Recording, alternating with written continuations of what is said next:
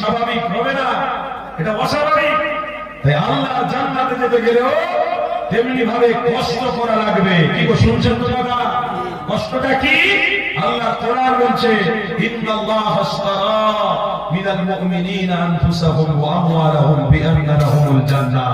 তোমরা জান আর মালটা আমার রাস্তায় দাও, আমি আল্লাহ তার বিনিময়ে তোমাদেরকে জান্নাত নসিব করে দেব। জান আর মালটা কোথায় লাগিয়েছি? এই জালসাতে অনেকজন মনে করে চাঁদা দিয়েছি মানে সব হয়ে গেছে। কথা খারাপ নেবেন না। আরে চাঁদা দিয়েছেন, চাঁদা দেওয়া হক আল্লাহ দিয়েছে বলে আপনি দিতে পারছেন। আপনাকে আরেকটা কাজ করতে হবে, কি? চাঁদা দেওয়ার সাথে সাথে ইমানি মজলিসেও আপনাকে উপস্থিত থাকতে হবে। তাহলে দুটো হক আদায় হয়। কটা হক? দুটো। এক মাল দেওয়া আর এক কুরবানি দেওয়া। কুরবানি বহু বছর, কথা বুঝছেন না? বা আপনি যে হেঁটে হেঁটে এসে ইমানি মজলিসে বসছেন, এটাও একটা কুরবানি। যত